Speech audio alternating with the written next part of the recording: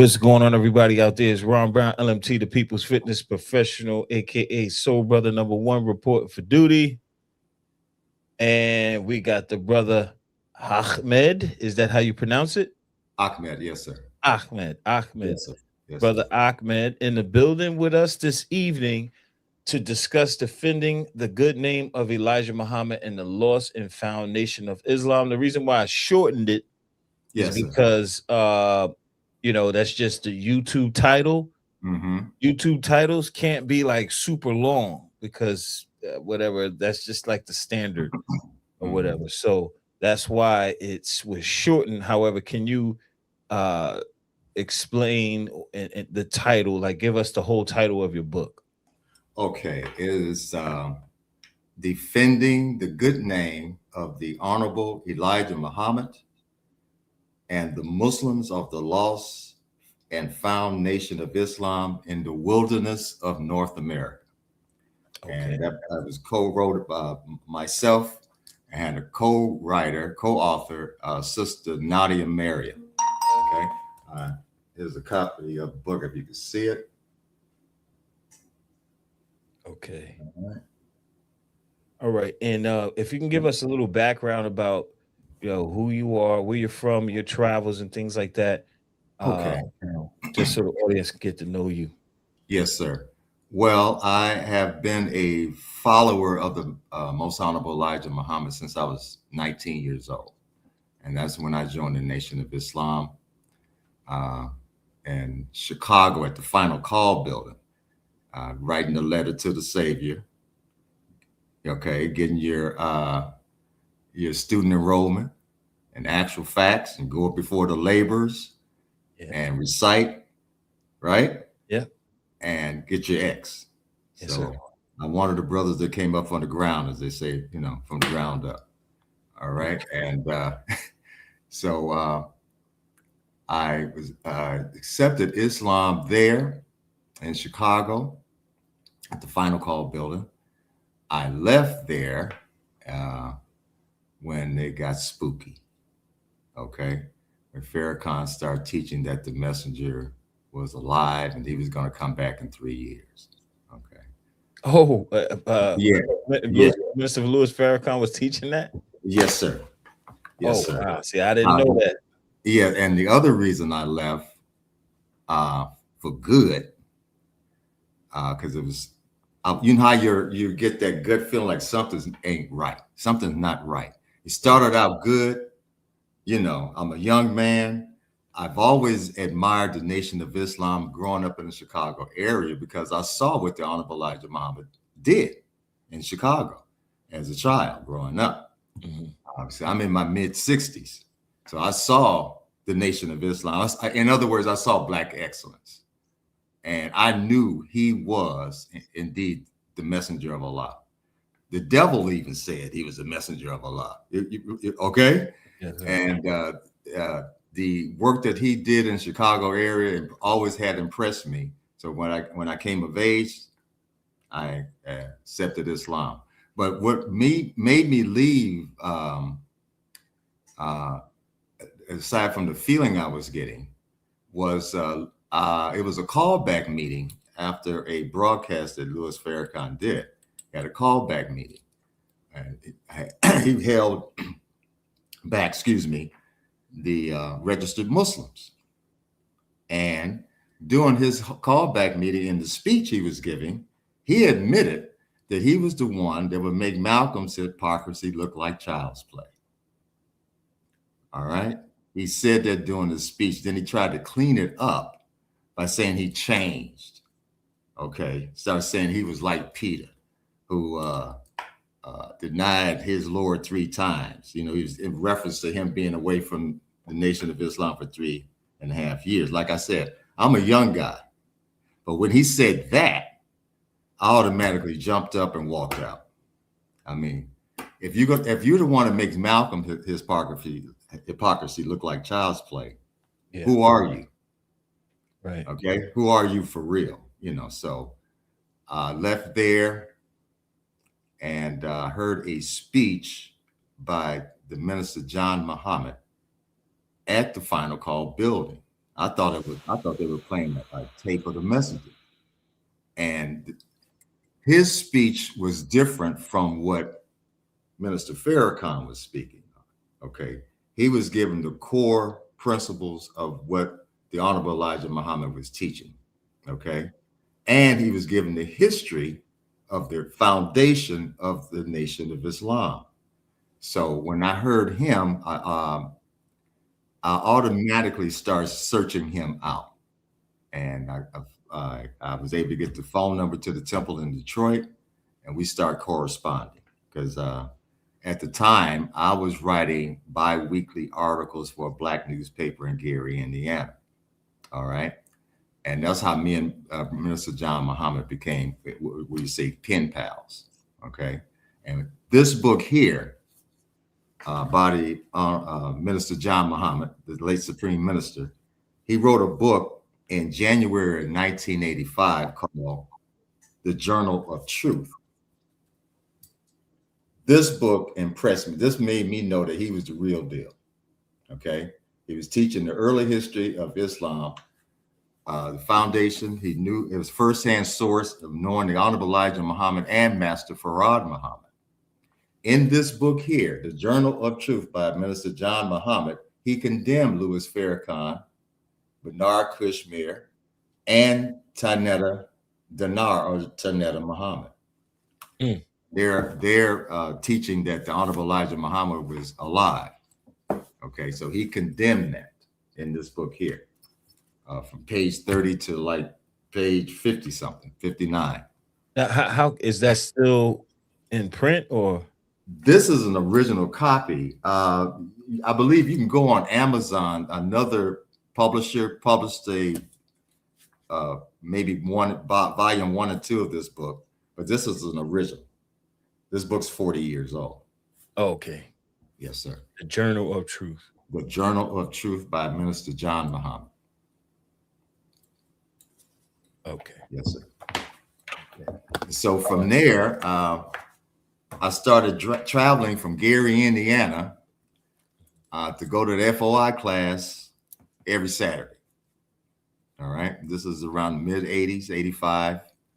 And I would travel from Gary, Indiana, go to the FOI class and the Sunday meetings. And Minister John Muhammad said, well, you might as well move up here. Okay.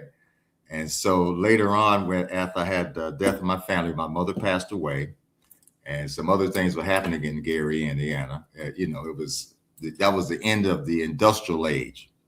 Okay, Gary was a steel mill town, and there wasn't much going on there in the way of business and what have you. So I left, moved to Detroit in November of 1985, and I was already a member of the temple, Muhammad's Temple number 1 in Highland Park, Michigan, under Supreme Minister John Muhammad.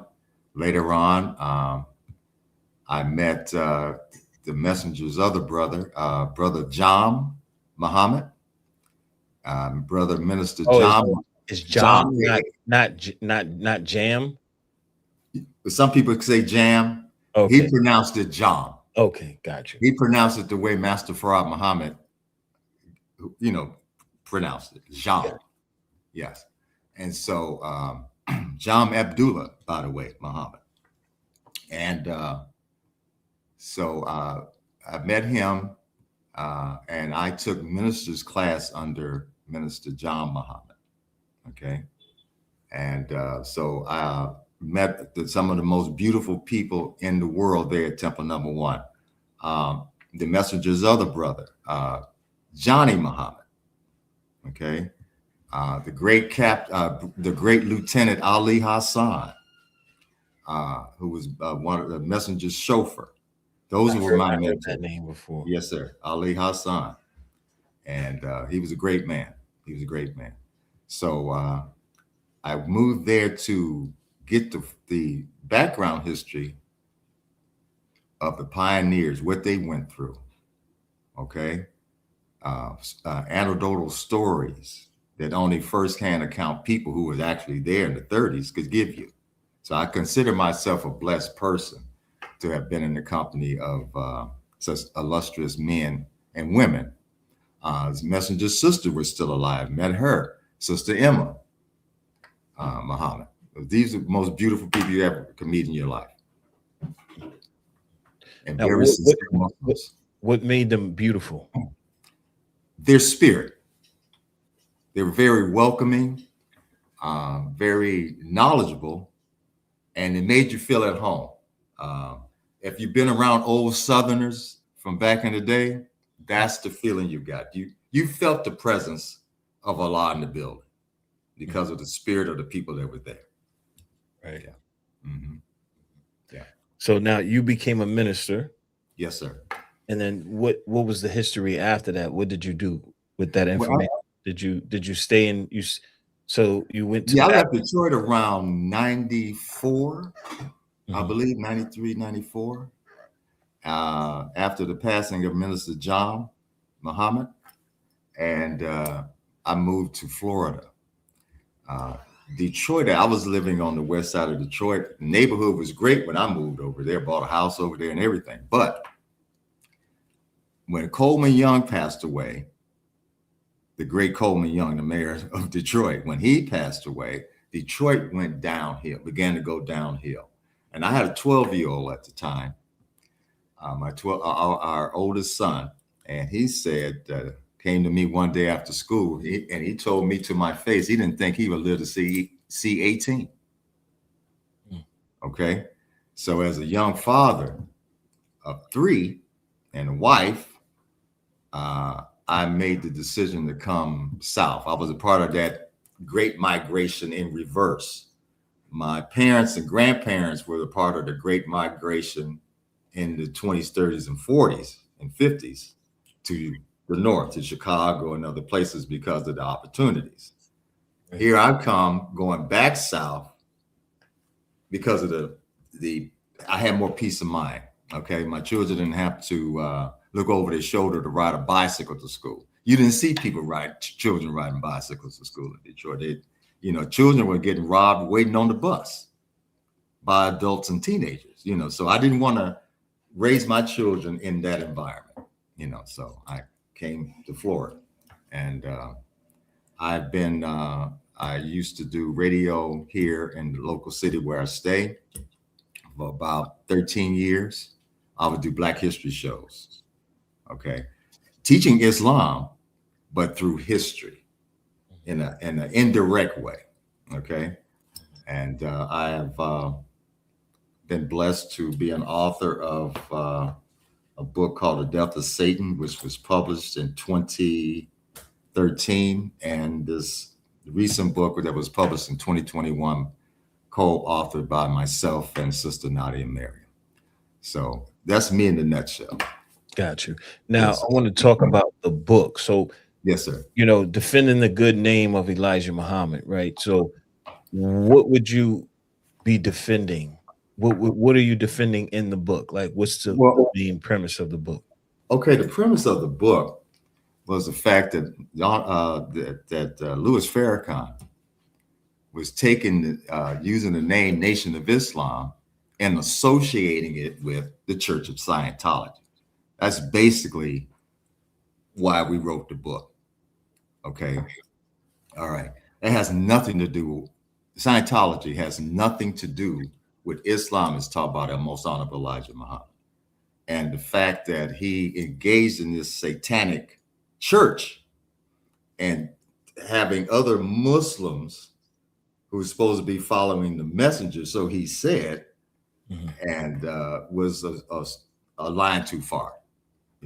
I seen you did a couple of interviews with good brother Sheikh Durham L. Yeah, I'm actually sending them Sheikh Denamil and Ishmael this video right now. Yes, brother Ishmael Bey.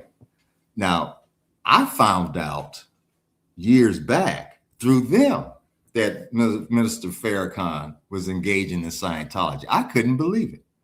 I was upset with him teaching that the messenger was alive. And then when I saw this video that the two brothers did on YouTube exposing him going into Scientology and other schools of thought that had nothing to do with what the Honorable Elijah Muhammad taught, As a matter of fact, the Honorable Elijah Muhammad condemns much of what Louis Farrakhan is doing today. Can you give me some examples? Yes, sir. Okay, so we have Scientology, for one. Let's start with that. So if you were to look up September 17, 1991, there's a condemnation of the Church of Scientology, and then Muhammad speaks. And whoa. Okay. All right. Whoa. Hold on. So that's, I don't know if you guys can see this. There's the clipping there. Mm-hmm. See that clip? Yes. Right there. That's from Muhammad Speaks, September the 17th, 1971. I'll quote it. It says, the above is September 17th, 1971 edition of the Nation of Islam's Muhammad Speaks newspaper, which condemns Scientology, referring to it with its tools, electronic devices, and other gadgets and practices as the spookiest religion. Goes further to say the caption under the photo left reads as follows, quote, whites in America, South Africa, Britain, Sweden, West Germany, and other countries of this sort are fleeing Christianity into other spookiest religions such as Scientology. Reverend A. Moran left, and the Reverend K.J. Whiteman of New York are spreading this religion, which constitutes beliefs in ghosts, witches, spirits, and demons, but conceals this primitive mysticism behind pseudoscience and of the astrological sort. Electronic devices and other modern gadgets are used because these are felt to be the objects which whites have faith in today, end quote. That sounds like a condemnation to me of the Church of Scientology. All right. And the Honorable Elijah Muhammad also condemned Muslim black men going into Freemasonry. And Louis Farrakhan is a Freemason. Is he an honorable Freemason or is he a Freemason for real? Does it matter? Yeah, to me it does. Well, okay, I put it like I'm gonna tell you why. Because okay, go ahead, brother. Because it's nothing for someone to say, all right, you're now a Freemason and put this on, and now you're an honorable Freemason. And then after that, you go home, you take it off, and you put it in the closet. Like, you know what I'm saying? Well, it's not like he's going to meetings or anything like that. I mean, I don't know what he did. I don't know if he became an honorable Mason, but this is what I heard. But I don't know if it's right and exact though. If he is actually a Freemason or he was just put on some clothes. Okay, well, he has a whole lot of degrees here, up to 90-something degrees, and that's the order of members. Oh, really? Yes, sir. Oh, I had no idea. Okay, see, anything above 32 is honorary. Okay? That's honorary. All right. Let's see what the messenger said about Freemasonry, though. Okay. Okay. This is what we're talking about. Is what he's doing in line with what the Honorable Elijah Muhammad taught and Master Farad Muhammad. Gotcha. See, people have sometimes a lot of people got it backwards. They'll read what the messenger said and see if it matches up with their leader. Okay. Instead of seeing what their leader is saying and see if it matches up with what the Honorable Elijah Muhammad said, the messenger. Okay. Right. So we have here. To get with this is the Scorpio Ninja. Scorpio Ninja to get his status in the Masonry. He has to attend many meetings. Yeah. Okay. So let's see what the Honorable Elijah Muhammad, let's see what the Quran says, and then let's follow and see what the messenger said. Okay. All right. I'm going to start with this part here. 90% of the ministers of the Protestant world are members of the Masonic order, and is something to be appalled at when you know what is going on in the Masonic Lodge, especially when we see that he is a Mason and a follower of the devil in their rituals.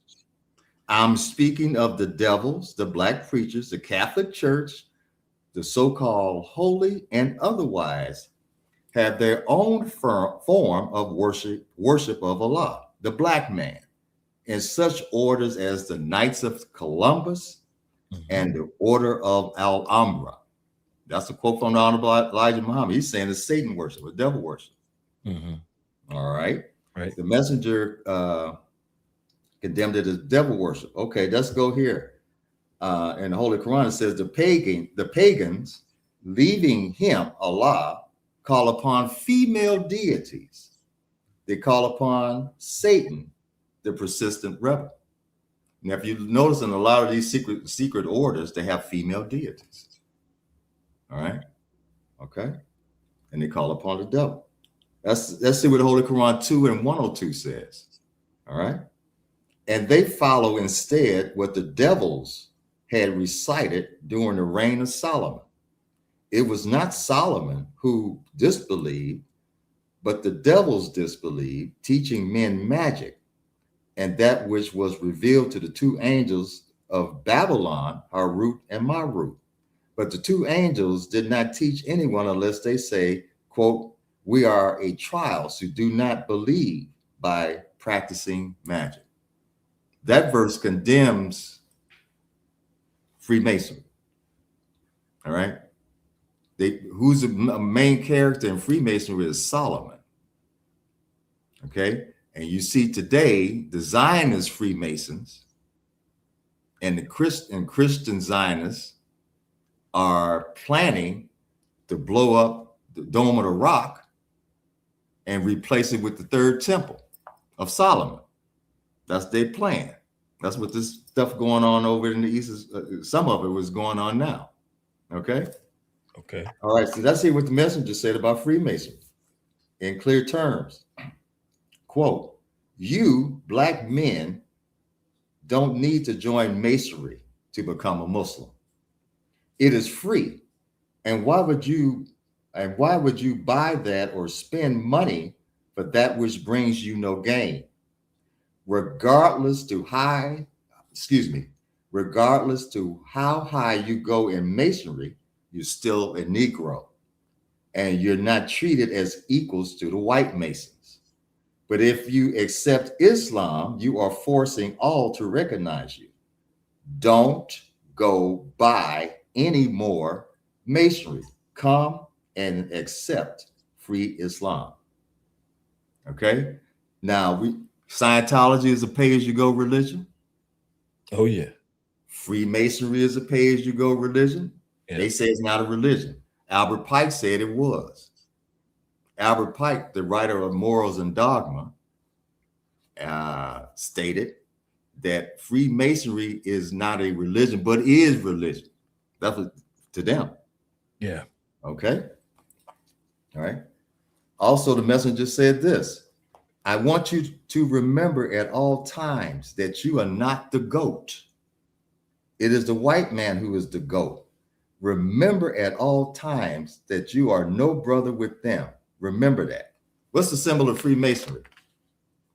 Symbol of Freemasonry is the one of their symbols. Compass.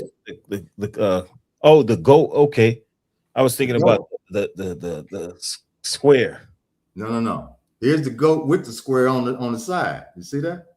Okay, yeah. All right. That's their symbol. Let's see what Jesus said about it. Okay? Isa, may peace be upon him. He says, when the Son of Man comes in his glory and all the angels with him, he will sit on his glorious throne. He will separate the people one from another as the shepherd separates the sheep from the goats. He will put the sheep on his right and the goats on his left. Matthew 25, 31 and 33. We want the right-hand path.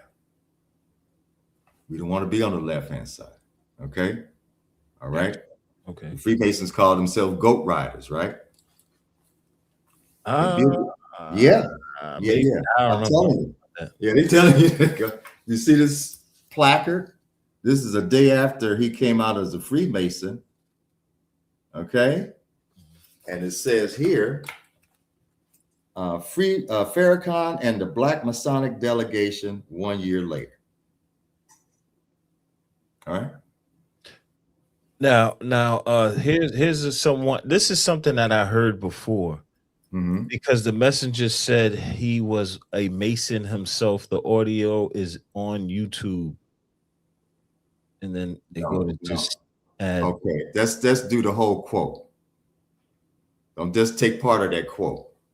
The Honorable Elijah Muhammad said, I too was a Mason until I became a Muslim. Was and what's reading is fundamental. Was until. Okay, I just read you where he's condemning it. Mm-hmm. After he learned about it, after he became a Muslim, he was taught supreme wisdom. What you need to be a Mason for, you got supreme wisdom. Right. You saying supreme wisdom is not enough? Right. Okay, let's see what the messenger said in 1934. All right. Right. These same strangers take our emblem of Allah and the knowledge of his temple, which Solomon, your own black brother Muslim, gave you as a warning. They sell it to you after diluting and changing its name from Islam, freedom, justice, and equality, to Freemasonry. But it is not Freemasonry. Here it is free by Masonry, B-U-Y. They changed the name Muslim to Mason, and none must be called Muslim under Masonic law until he pays a great sum of money for the 33rd degree. What would the price for the 360th degree, which is a whole circle? End quote. Honorable Elijah Muhammad, Final Call to Islam, August 25, 1934. He just told you don't buy no more Freemasonry in another quote. Okay. Then he's saying you let these strangers say you back something that's been diluted. They changed the name from Islam, freedom, justice, and equality to Mason. Okay. A Shriner years back was quoted as saying, little boys play cops and robbers, but Shriners play Muslims and infidels. Hold on. Okay. When you cross the burning sands, were you walking or you riding? Right? Okay. Who was walking? The black man wasn't walking. Right. Exactly. Huh? Got you. We rode. We the Muslims. We Right. not the infidels. The white race, so-called, is the infidel. Exactly. Remember the story? They were stripped of their garments. This is a message to the black man.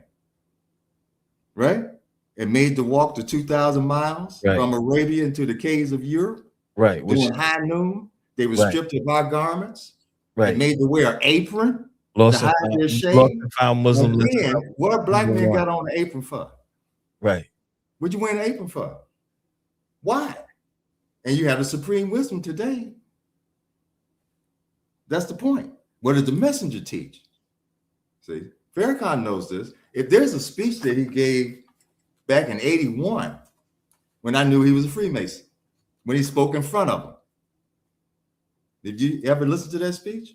Mm-hmm. Oh, no. I'm sorry. Say that one more time. Louis Farrakhan gave a speech, I believe it was in 1981 or 2, in front of the Freemasons. Okay? Mm-hmm. All right? Listen to that speech. That's when I knew he was a Freemason then.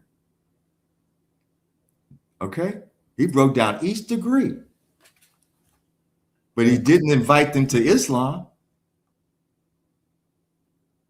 Okay? He did everything but that. All right. So we have here about that apron, right? I asked Mr. Farrakhan, why the apron, Mr. Farrakhan? Because based on the teachings of the Honorable Elijah Muhammad, the king, according to history, during the time of Yaqub's Caucasians, had came into the Holy Land. He gave his people instructions, the king did, gather every one of the devils up, strip them of our costume, put an apron on them to hide their nakedness, take all literature from them, and take them by way of the desert. The king further stated, don't allow one of them to turn back. If they are lucky enough to get across the Arabian desert, let them go into the hills of West Asia. Europe at the time was called West Asia, and this is where the so-called white race was placed in the Caucasus Mountains. This is also where the white race got their name Caucasian, which means weak bone, pale skin, and dwellers of the Caucasus Mountains. Am I right? Okay, yeah. Okay. Now, so, what are you reading from again? I'm reading from my book. Okay. Right here. I'm gonna need that one. Yes, I'm gonna need that. Because you basically condensed all the main points that's needed. Yes. Excuse me. So yeah, then he joins the I call the small B Boule, the Boule, small B Boule. All right. He became Omega. Okay. Omega. That's small B. A small B Boule. Okay. Okay. You could be a Kappa, etc. But to be in the big B Boule, the actual Boule, you have to be invited. Okay. Okay. Now you notice that most entertainers are Omegas. I didn't know that. Steve Harvey, Tavis Smiley, D.L. Hughley. Okay. George Clinton of the Funkadelics. Okay. All right.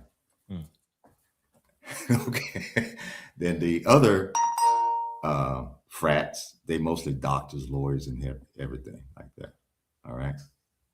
Okay. Someone's asking, what's the name of the book? The name of the book is Defending the Good Name of Elijah Muhammad and the Lost and Found Nation of Islam. What's the end of it? In the Wilderness of North America. In the Wilderness of North America. So the title of this so the title of this podcast, just add In the Wilderness of North America to it. Yes, sir. Yeah, I got to get that book ASAP. Okay, so being in a frat that is controlled by the Boule, you got me? Okay. All right, let's see. So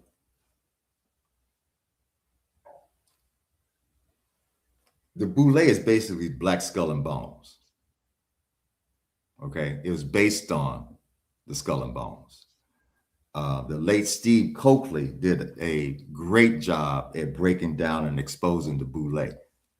All right, the Boule, we didn't catch up. The common Black folks didn't catch up with who the Boule were until the early 90s. And if it wasn't for Steve Coakley, he probably wouldn't have never found out. Okay, you got me? That's how, they were really, that's that old Black money. You got me? Sure. Okay. Yes, sir. So I have a quote from Leslie Terry. Said the Boule was created to keep Black professionals away from Marcus Garvey. Okay. Yes. One more time. We gotta hold on. We need sound effects for that. Yes. The Boule was created to keep the Black professional away from Marcus Garvey. See, these organizations, these Boule, the Kappas and all of that, they began in the early 1900s, 1907, 1910, et cetera, et cetera. Okay. Now we know, according to Honorable Elijah Muhammad, Marcus Garvey was a fine Muslim. Okay. All right. And the Skull and Bones the Boule was created to keep the professional class from out from helping Mr. Garvey achieve his mission. Okay? They're the 10%, 10%ers. That's part of that 10%. Okay? Mm-hmm. So it goes here.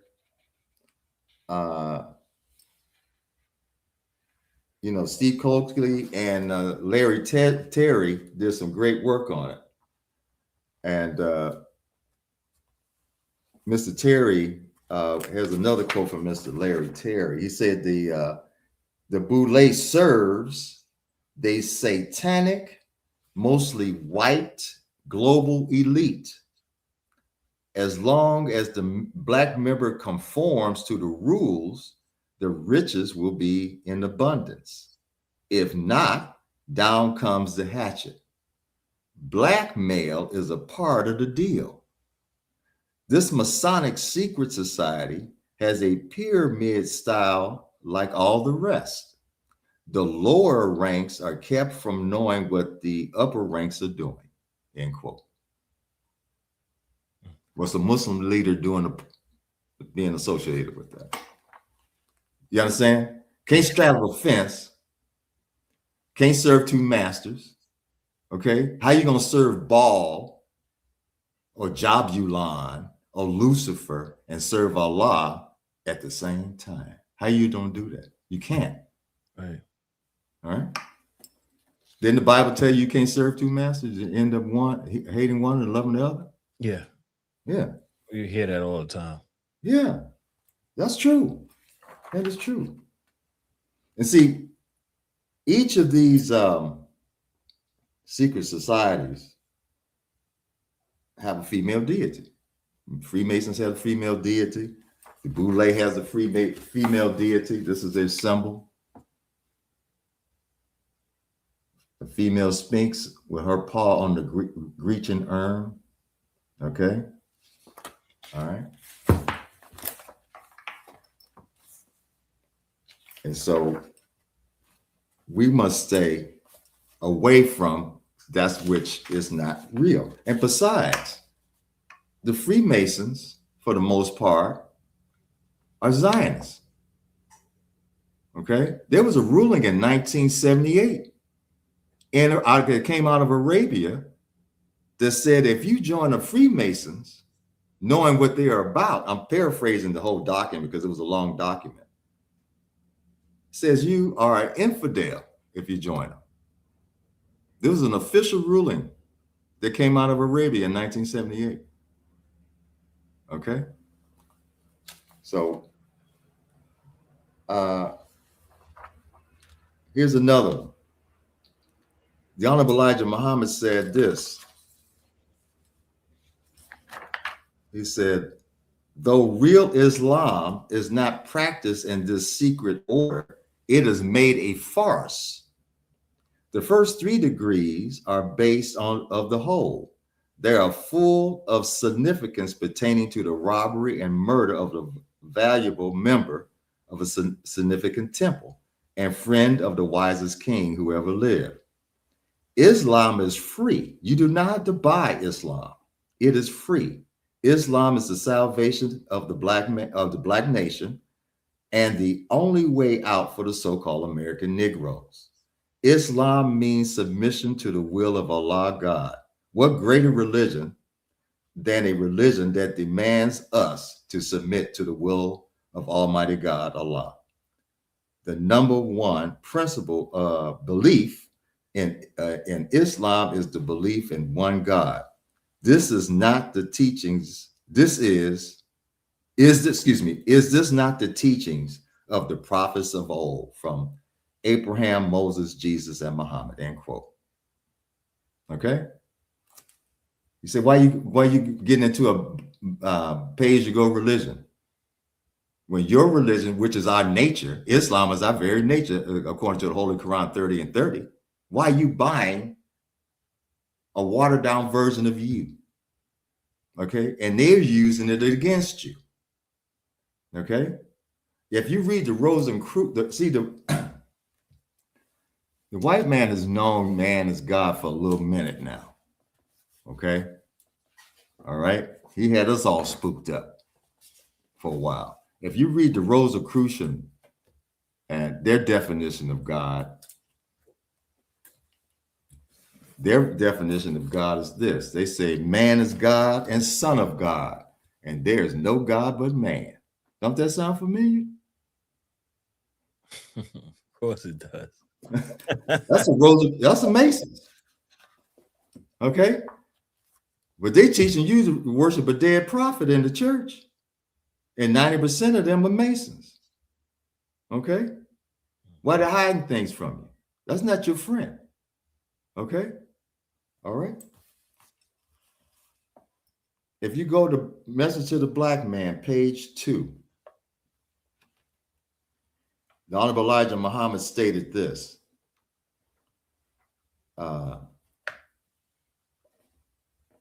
Such teaching as a mystery God, that God is a mystery, makes the prophets' teachings of God to all be false. Then he goes on to say this. According to Allah, the origin of such teachings as a mystery God is from the devils. It was taught to them by their father, Yaqub, 6,000 years ago. They know today that God is not a mystery, but will not teach it.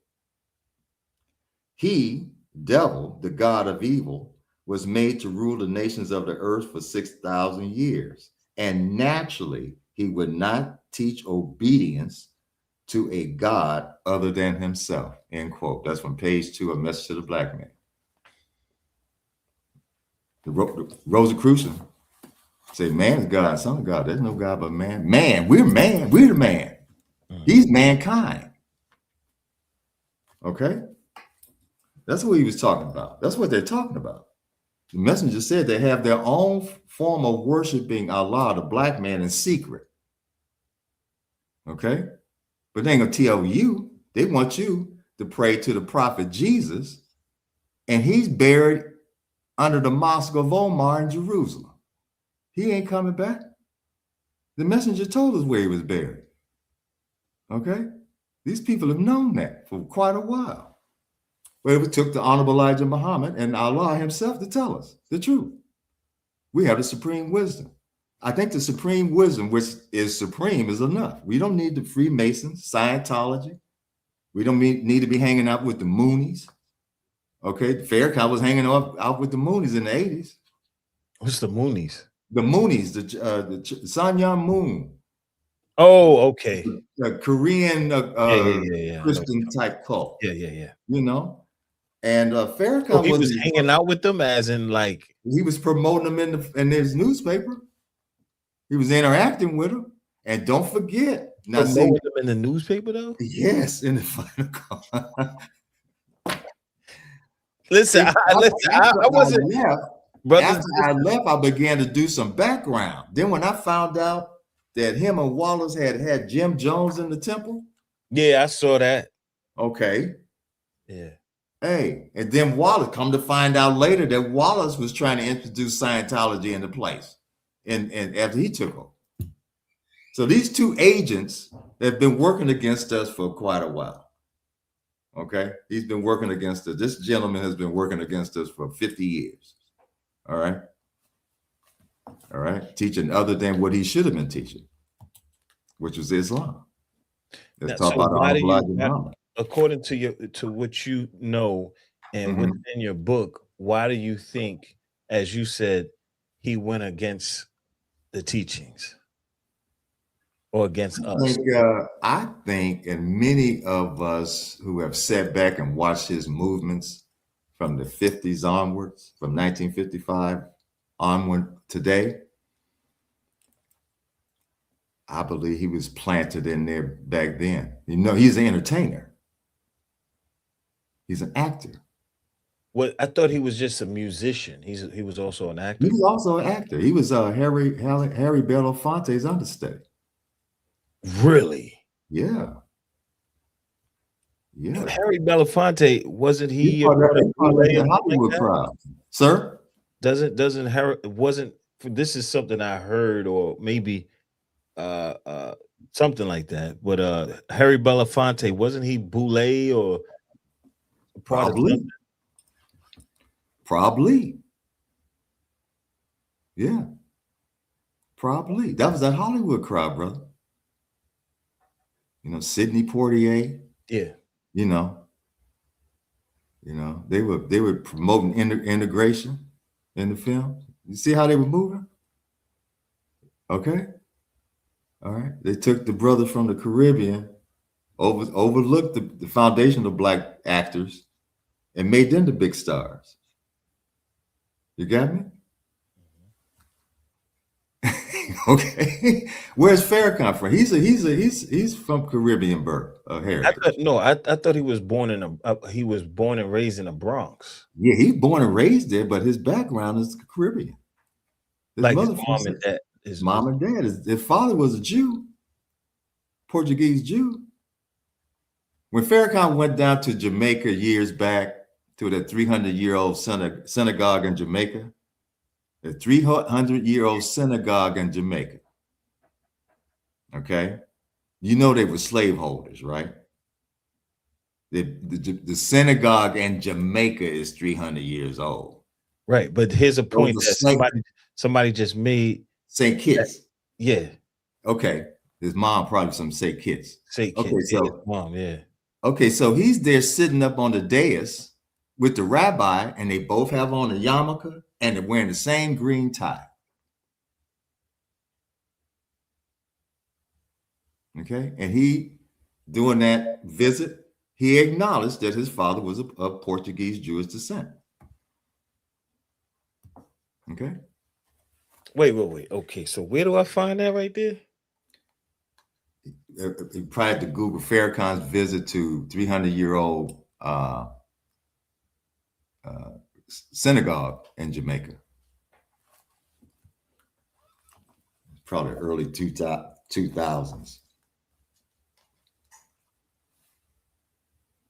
Now, Scientology, L. Ron Hubbard, he was a black magician and a hypnotist, right? Yeah. He was a part of the, also with Jack Parsons, the other Satanist, and Aleister Crowley. Right. Right? Yep. Okay. We know L. Ron was a racist, right? I didn't know that. Yeah, he's racist. He was very racist. Very racist. Okay, but let's let me read something right quick. L. Ron Hubbard Jr. L. Ron Hubbard's eldest son. He changed his name to Ronald DeWolf. And he stated in the mid-1980s that his father, L. Ron Hubbard, had been, quote, deeply involved in the occult or the hidden and black magic. He also stated that, quote, after Aleister Crowley's death in 1947, it was a pivotal event that led Hubbard to take over the mantle of the beast. See, Aleister Crowley used to call himself the Great Beast and used to sign his name 666. Okay, and he was the most evilest man in the world at the time. They called him that. His own people called him the most evil man in the world. So he had to be evil. Mm-hmm. Okay, the devil calling you evil, and you a devil? Yeah. That's an evil joker. Okay, and so it goes on. The Wolf claimed, quote, black magic is the inner core of Scientology. He went further to state that my father did not worship Satan. He thought he was Satan. This is that science fiction writer who wrote the book Dianetics. Okay, which ain't nothing but he based the fake religion of Scientology on that book. All right. And this man thought he was Satan incarnate, the beast, taking over the mantle from Crowley. Okay? So if you're a Muslim leader, why are you associating with the Church of Satan, which is all Scientology is. Okay? I'm going to read a little further. See, Aleister Crowley Jack Parsons and L. Ron Hubbard perform a black magic ritual. They were trying to bring in, they call it the Babylon Rising. Okay? And I'm going to read this here. The operation was formulated to open an interdimensional doorway, rolling out the red carpet for the appearance of the goddess Babylon, spelled Babalon. Okay? Babylon.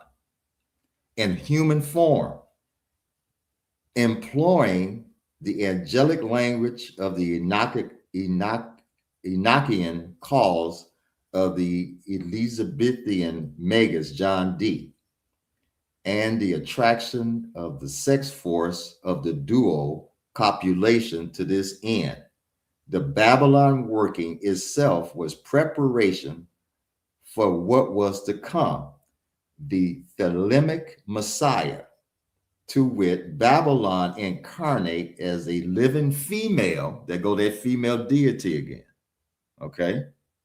The Scarlet Woman as consort to the Antichrist, the bride of the beast 666. In effect, Parsons also claimed the mantle of Antichrist himself. He did. He changed his name to the Jaw.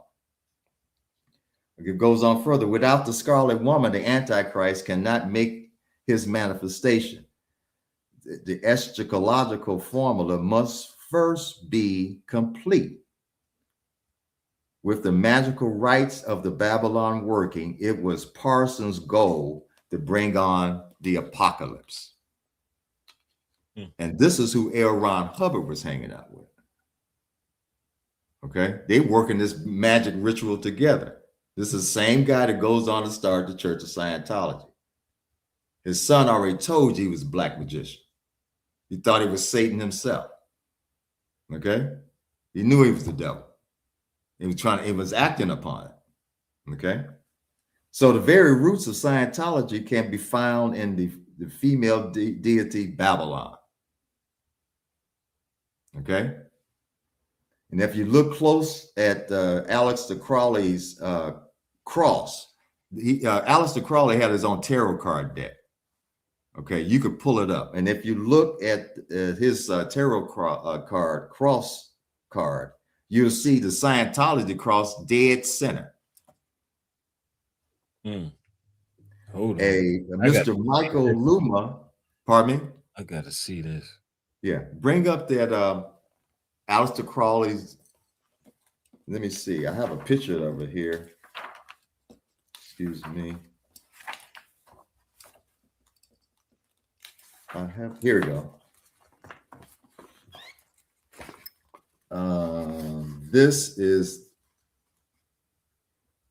Aleister Crowley's tarot card, that cross. Okay. It's the OTO Satanist Aleister Crowley's crossed out cross. And it was first published in 1969. Then in 1969, Scientology's crossed out cross was first used. Here you go. Yeah. That's dead center of this cross here. Signs and symbols. Sigils. This also was the cross used by Jim Jones.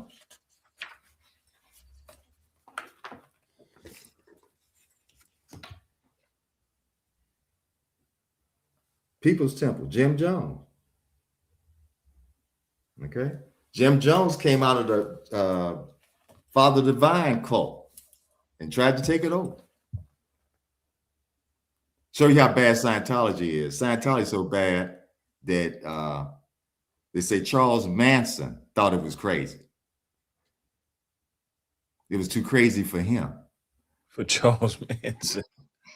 But he used some of their techniques to brainwash his followers. Okay. All right. It was a lot of Scientology spinoffs out there in California. That's what all the Satanism is, for the most part. There in New York. Okay. They tell me it's more largest concentration of witches, practicing witches, are in New York State. Hey man, I could believe that. You believe that? Yeah. Yeah. So, in other words, what the point is, Farrakhan's people are calling him a Messiah. The Honorable Elijah Muhammad told us who the Messiah is. Okay. According to the Honorable Elijah Muhammad, if you read Message to the Black Man in America, and you turn to page 294, it says, quote, Allah, whom we praise, comes in the person of Master W. Farad Muhammad, the great Mahdi, expected by the Muslims, and the Antichrist, the devils, under the name Son of Man, Jesus Christ, Messiah, God, Lord, Jehovah, the last Jehovah, and the Christ. These meanings are good and befitting as titles, but the meaning of his name Mahdi, as mentioned in the Holy Quran Sharif 22 and 54, is better. All of these names refer to him. His name, Farad Muhammad, is beautiful in its meaning. End quote. So he's telling you, according to the Honorable Elijah Muhammad, Master Farad Muhammad is the Christ, or the great Mahdi, or the Mahdi. Okay. I have a something to address in the comments. What do you say to people who say, Scientology and all these different organizations are cults, but is the Honorable Elijah Muhammad's organization a cult? Is it? No. What would be the difference? Well, the difference is the amount of data that was given to us by Master Farad Muhammad. You have to go back over the history of the Nation of Islam from 1931 or 1930 up to 1975. You'll see it was not a cult. It was a movement. It was a black movement. It's not a cult. A cult is deal with lies. Master Farad Muhammad didn't come here with beliefs. He came here with actual facts. Okay? Everything that the Honorable Elijah Muhammad taught was actual facts. And it worked. It was able to elevate our people here in this country.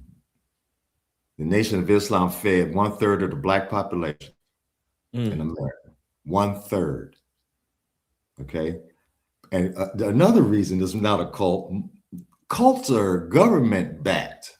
All cults are part of intelligence operations. Most of these cults popped up to keep people away from the Honorable Elijah Muhammad. Father Divine. Okay, he had an integrated cult in the 1930s, and his house was down the street from President Roosevelt. In the 30s, who you think was backing him up? Nation of Islam.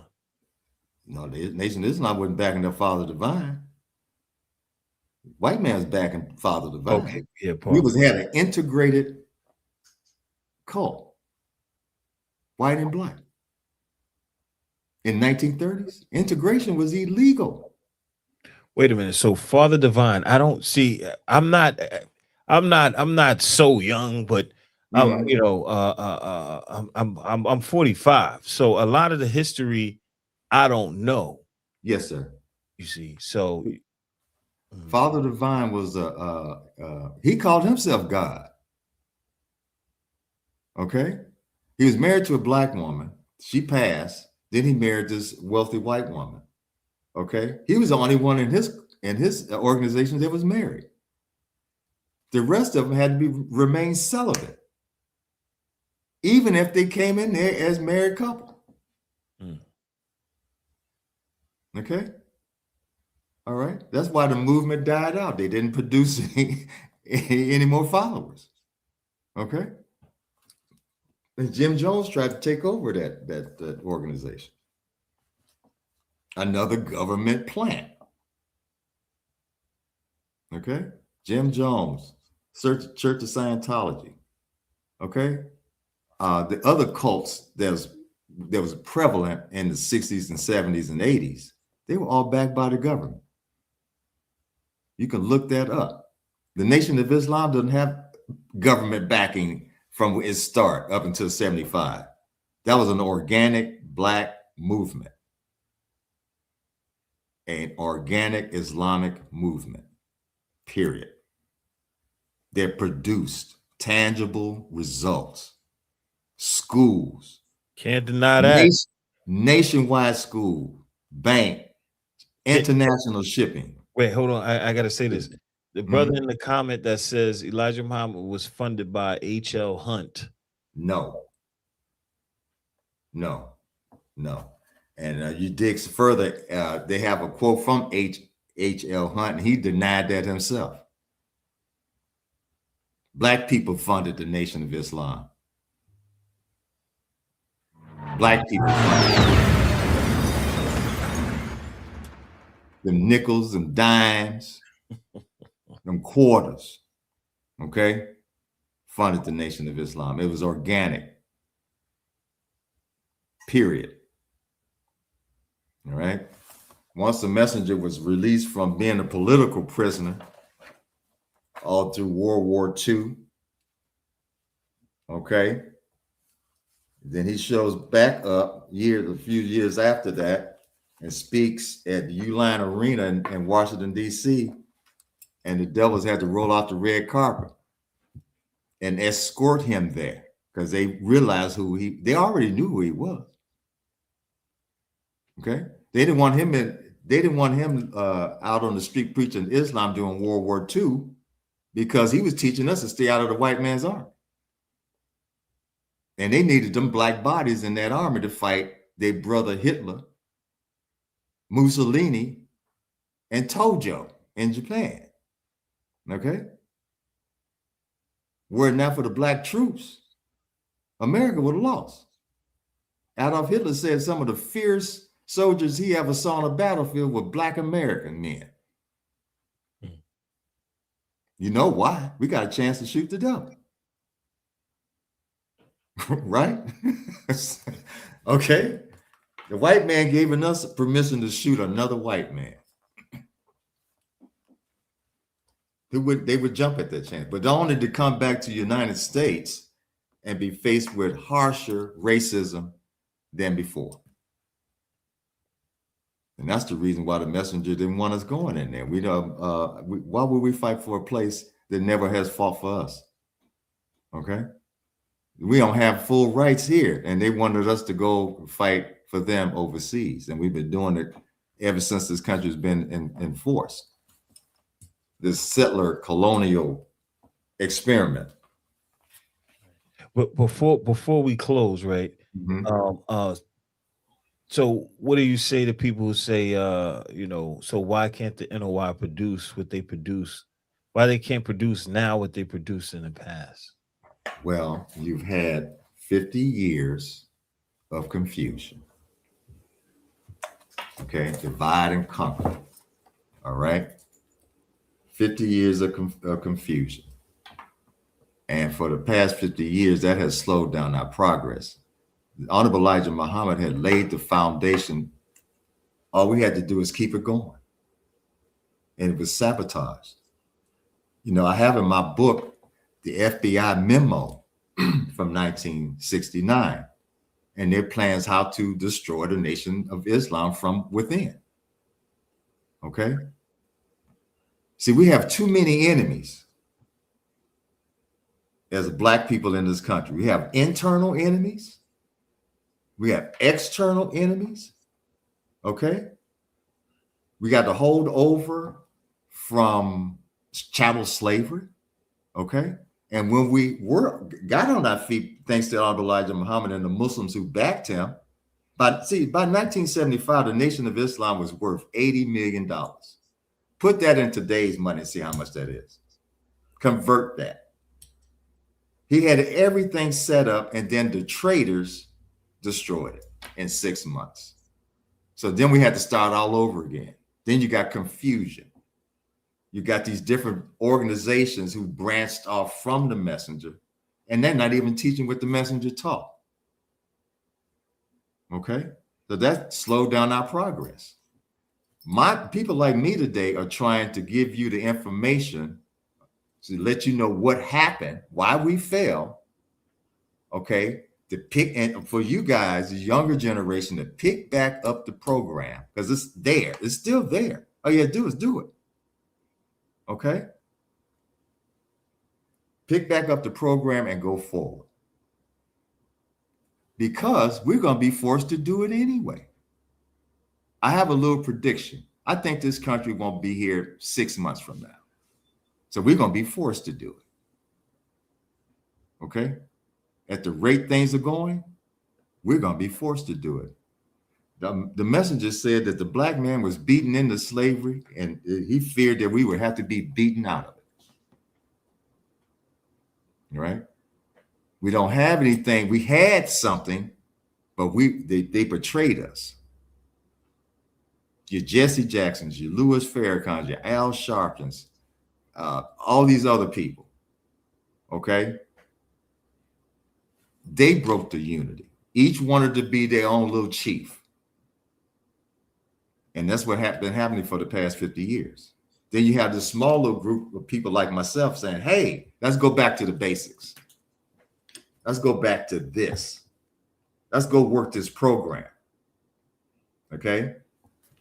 I mean, Louis Farrakhan, he has a lot of men and women and a lot of resources. How come he didn't do it? Look at Chicago. Look at the surrounding area around that mosque. That shouldn't look like that. It didn't look like that under the messenger. Okay? That's the people who's been saying they're leaders for the past 50, 60 years, hold them accountable. Okay? Then go back to the lab, study what worked, and do it. That's my advice for the younger people. I'm in my 60s. Okay, I've been spending half of my life trying to clean up the mess that the second uncles left behind. You know about the lessons of the second uncle in the problem book? No. Yeah, problem number 6, I do believe. The second uncle was a robber. He robbed the third uncle of his atmosphere. I'm the third uncle. One of the third uncle. I'm the third generation from the great Mahdi coming. The first uncle, second uncle, third uncle. First uncle was the messenger's generation. Second uncle was the age group of your Malcolm X, your Louis Farrakhan, and what have you. I'm the third uncle. I was born in 61. I was born in the turmoil. Okay? In the change. I'm in the middle. I'm the last of the baby boomers. We're the last of the baby boomers. Okay? The tail end of it. The baby boomer generation was 40, it started in the 40s, 41, 40 in the 50s, early 60s. That was it. That's baby boom. Tail end. Now, what was going on during that time? Okay? A whole lot. So much history in that. So much was going down. Yeah.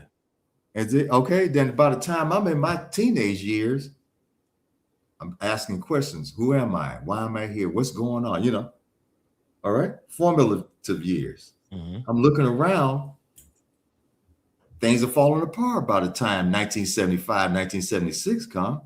But I remember not too long ago what things were booming.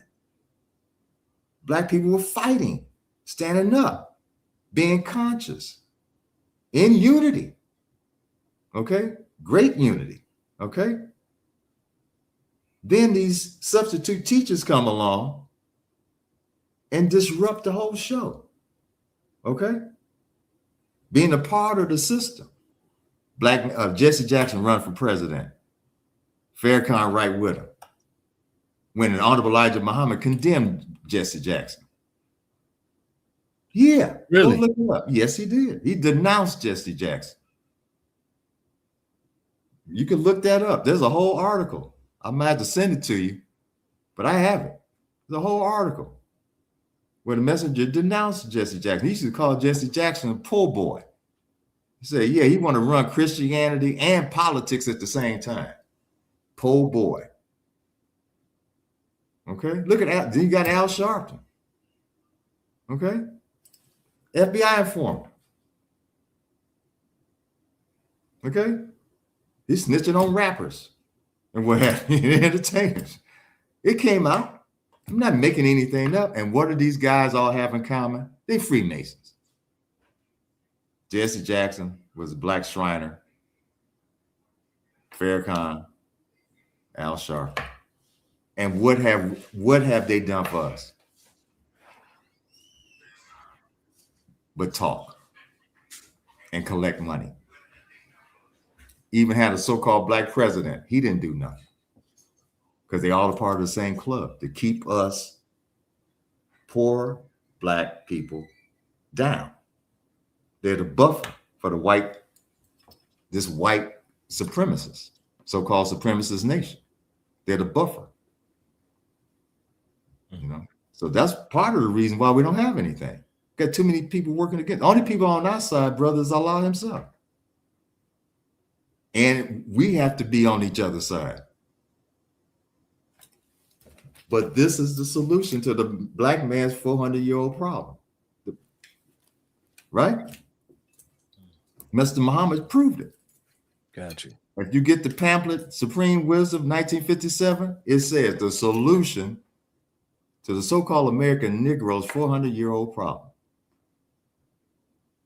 That's what Master Farad Muhammad gave us, a problem book to address the problem mathematically, spiritually. It's a lot in that problem book. Supreme Wisdom itself is deep. Yes. Yeah, that's heavy. That's you it. Like really work it in your mind, memorize it, and like start doing the math and really thinking like and then apply it to your life. What do you need? What else do you need than that? Supreme. Nothing higher than supreme. It says so right there, Supreme Wisdom. Allah came and gave us, Allah incarnate, the great Mahdi. Okay, another book that people need to get is Our Savior Has Arrived. My copy this is my favorite book, as you see. It's falling apart. It's been read so much. All right, Our Savior Has Arrived. The very last book that was published by the Honorable Elijah Muhammad. And he gave that away at the very last Savior's Day he addressed for free. That's how important that book is. And my favorite chapter in there is the knowledge of God himself. Okay? He goes into cosmology, the origin of God. And like the messenger said, after a man brought you face to face with the knowledge of God and yourself, what else can another man teach you? He's the last messenger. Wasn't no more successors or none of that. You don't need another successor. And he said it wouldn't be a successor himself in 1972. Indeed. Well, on that note, brother. Yes, sir. I want to close out. Is there anything you want to? I would like to have you back again, brother, because there's so many points you touched on. I want to like go deeper into, you know, like I want to talk about not only Our Savior Has Arrived, which we just did a podcast on that recently. Okay. We want to talk about also, you know, the messenger's teachings, history, Boule. Like it seems like you know a little bit about that. I would like to get into some of that stuff. You know, in some weeks ahead. So if you you know, give them your social medias, your contact information, your book, and everything like that? Well, I have a blog. It's called Ahmedel77 on WordPress.com. And I have a lot of articles, a lot of videos that I've co-produced with some colleagues, and you can go see that. That's Ahmedel77, WordPress.com. Then I have my book here that we've been discussing, co-written by Sister Nadia Maryam and myself, which is Defending the Good Name of the Honorable Elijah Muhammad and the Muslims of the Lost and Found Nation of Islam in the Wilderness of North America. My first book that you can find on both books on Amazon. This is The Death of Satan. I published this in 2013. 20 years worth of my research is in this book. Okay. So both of those books can be purchased on Amazon.com. Right. And brother, I appreciate your time. And it's been real good, but it's been a lot of fun. You know, you're doing a good job, brother. You're doing a very good job. You had some very good guests on. I've caught some of your podcasts, earlier podcasts. Yes, sir. You interview very well. You put people at ease. It's just like we shooting a bobo. You know what I mean? It's talking. It's talking to two brothers. It's having a good conversation. Exactly. And I like the spirit of the show, and I want you to keep up the good work. And may Allah continue to bless you. Thank you, brother. Yes, On that note, thank you for everybody. Thank you to all the viewers. Like, comment, share, subscribe. Don't forget super chat.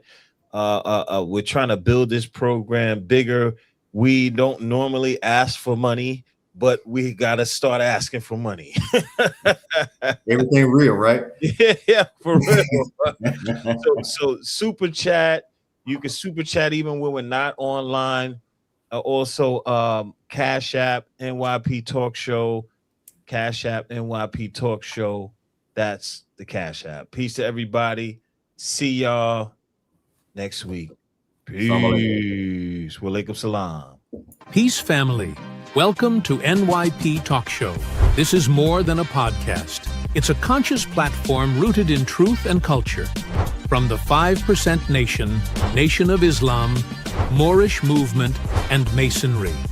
Our mission is to reclaim our narrative and uplift the African diaspora with real stories and real conversations. Support us through super chats during live shows, donations on Cash App, GoFundMe, Patreon, or Buzzsprout, and by repping our official merch, available on our website and right here on YouTube's merch shelf. Every dollar, every super chat, every hoodie builds the movement. This is NYP Talk Show.